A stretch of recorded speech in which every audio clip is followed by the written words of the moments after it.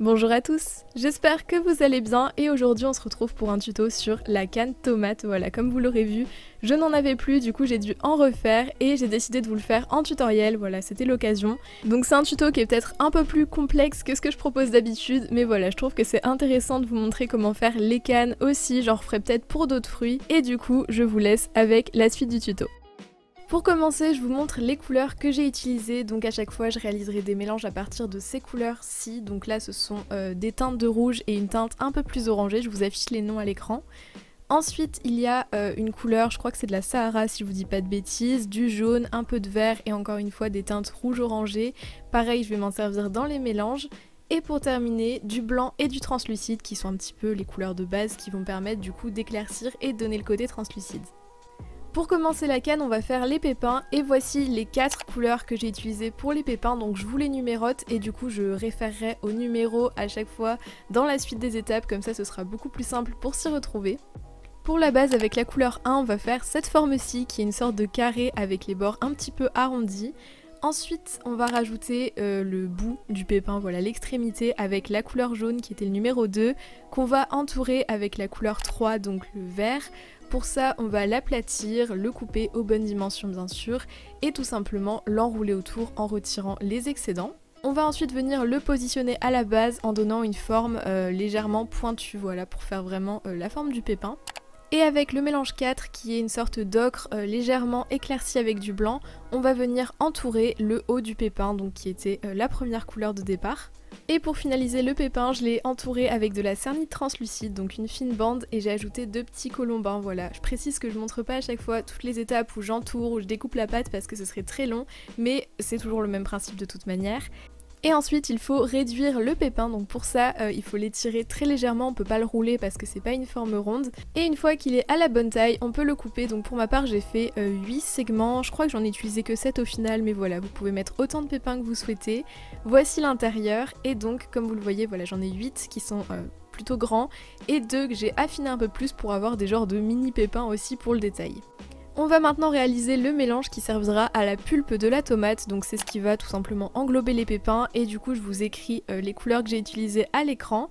Donc dans un premier temps on va les mixer et ensuite j'ai choisi d'y ajouter du pastel, c'est facultatif mais je trouve que ça donne un rendu un peu plus intense au niveau de la couleur et comme c'est de la pâte translucide que j'ai utilisée en base, on aura vraiment cet effet translucide de la pulpe de tomate.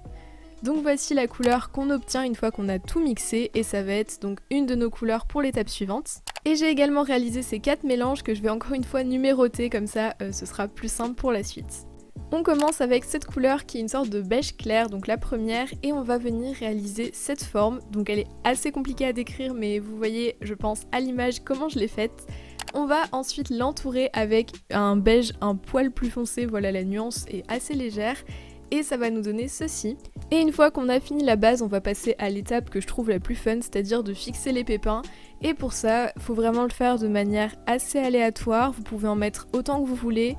Perso, j'en ai mis, il me semble, 7 plus 2 petits, voilà. Et ensuite, pour les pépins qui vont venir s'intercaler entre les autres, il faut les entourer avant avec la couleur de la pulpe, voilà, pour qu'ils soient bien séparés les uns des autres. Et avant d'en placer certains, j'ai ajouté du mélange, si je dis pas de bêtises, la couleur 8. Et voici ce que ça nous donne une fois que j'ai ajouté tous les pépins. J'ai aussi mis du coup des petits morceaux de couleur de la pulpe entre pour que ça s'intercale. Et je viens ensuite finir d'entourer avec cette fameuse couleur qui va faire la pulpe de la tomate. Donc comme vous le voyez, je vais essayer au final d'avoir une forme assez ronde à l'extérieur. Donc progressivement je comble les espaces. Je vais rajouter des petits colombins, je vais rajouter ce morceau ici pour donner vraiment la forme légèrement incurvée. Voilà, enfin que les pépins aient une forme légèrement incurvée et que l'extérieur soit arrondi.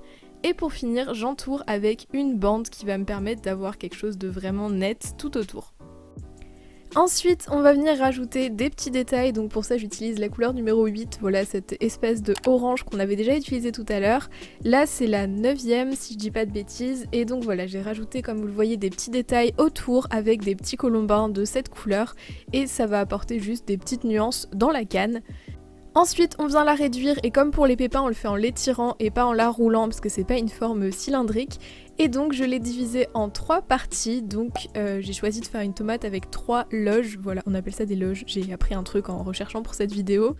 Et on va maintenant passer à ce qui sépare ces loges, voilà, enfin les parties qu'on a fait précédemment.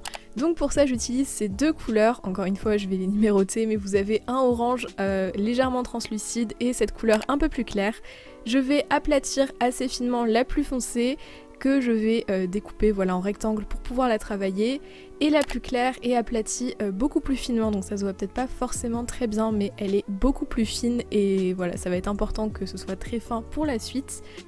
Et on va ensuite couper en deux cette bande et les superposer voilà, pour avoir la couleur claire à l'intérieur.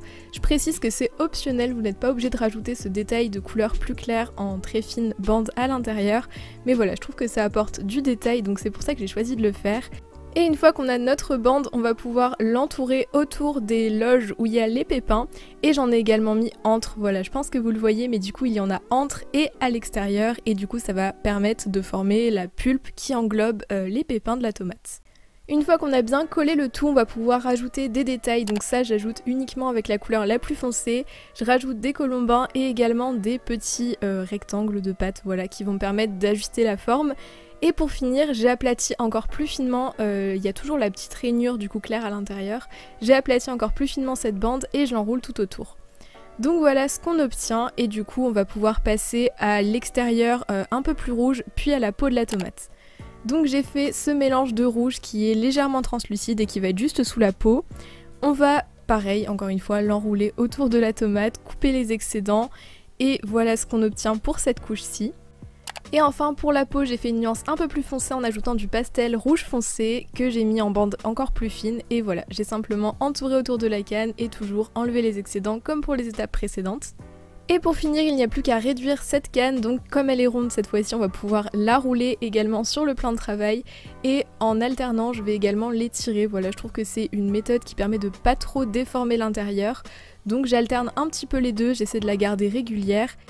Et voilà le résultat de l'intérieur, donc vous pouvez garder votre canne plus ou moins large, c'est à vous de voir comment vous voulez la réduire.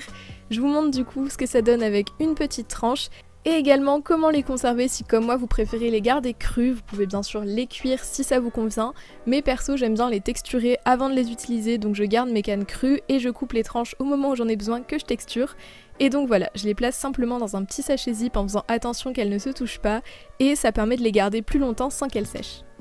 Donc j'espère que ce tuto vous aura plu et qu'il pourra vous aider. Si jamais vous le reproduisez, n'hésitez pas à me taguer sur Insta et à me montrer ce que vous avez fait avec vos petites cannes tomates, voilà, ça me fait toujours plaisir de voir vos créations. Si vous avez des questions au sujet du tuto ou que vous voulez d'autres cannes éventuellement, je réfléchis à vous faire des tutos sur différentes cannes, n'hésitez pas à me dire en commentaire ce qui vous intéresserait le plus. Je vous remercie d'être resté jusqu'à la fin de la vidéo et je vous dis à très vite. Bye tout le monde!